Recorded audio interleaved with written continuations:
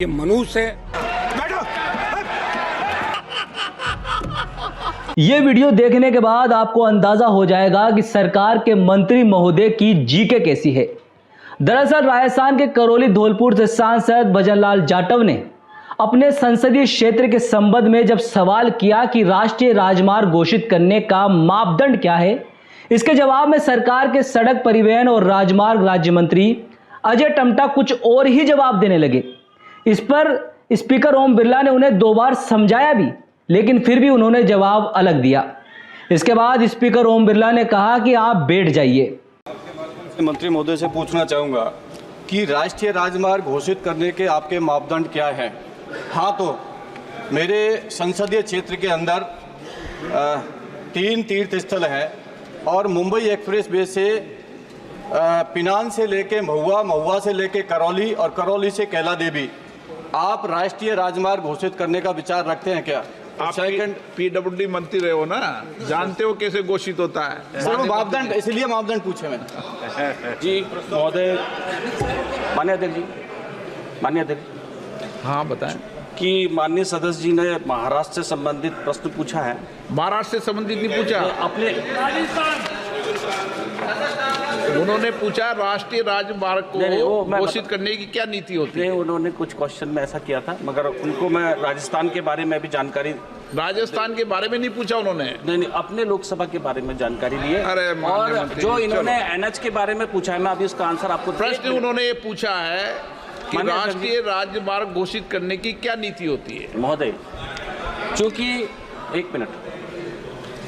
चूंकि जिस प्रकार से 2014 के अंदर माननीय अध्यक्ष जी लगभग 91,281 मोटर एनएच थे और माननीय प्रधानमंत्री जी के कार्यभार ग्रहण करने के बाद 1,46,126 किलोमीटर एनएच बना है। Question number 144 please, question number 144 Vaijayant Panda जी।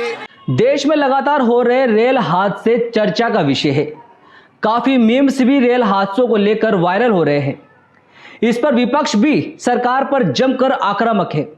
कल रेल मंत्री को जब विपक्ष ने रील मंत्री कह दिया, तब रेल मंत्री विपक्ष पर गुस्सा हुए।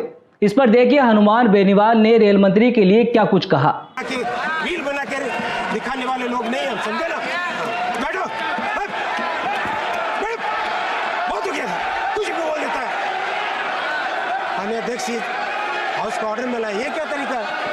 कुछ भी बीच में बोल देते। राजस्थान की डिमांड की तरफ उनका ध्यान आकर्षित करना चाहता था और उन्होंने बड़ी बदतमीजी की, मेरी तरफ इशारे करके कहा आप बाहर जाइए, आपको देख लूंगा, ये कर लूंगा, आप ये कर रहे हैं, वो कर रहे हैं। और कल भी जब हम इस पर बात कर रहे थे तो उनका जो व्यवहार था वो सांसदों के प्रति ठीक नहीं था। ये बहुत बड़ा बदतमीज मंत्री है और मैं धन्यवाद दूंगा इंडिया अलायंस के तमाम हमारे इंडिया अलायंस को कि इन्होंने इस बात को लेकर वेल में जोरदार बदतमीज मंत्री का विरोध किया। ये मनुष्य है। जब से रेल मंत्रालय इसके हाथ में आया है, लगातार ट्रेन दुर्घटनाएं बढ़ रही है और जब कोई व्यक्ति सोता है रेल के अंदर, उसको नींद नहीं आती, कब रेल पट्टी से उतर जाए, वो इसी विचारों के अंदर रहता है। ये हमने बात रखी थी। आज मेरे कटौती प्रस्ताव चूंकि इस पर दिए हुए हैं और ये हमारा राइट है कि कटौती प्रस्ताव के अंदर हम बोल सकते हैं, उस कटौती प्रस्ताव की डिमांड कर सकते हैं, लेकिन इसने मेरे साथ बदतमीजी की, ये ठीक नहीं। मैं प्रधानमंत्री से मांग करता हूं कि ऐसे मंत्री को बर्खास्त करें। और राज्यसभा में दिया जया बच्चन का यह भाषण भी काफी वायरल हो रहा है। देखिए वीडियो। सर, मैं जया अमिताभ बच्चन आपसे पूछ रही हूँ,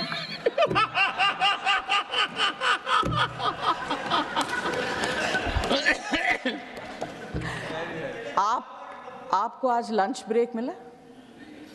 नहीं मिला, तभी आप बार बार जयराम जी का नाम ले रहे हैं।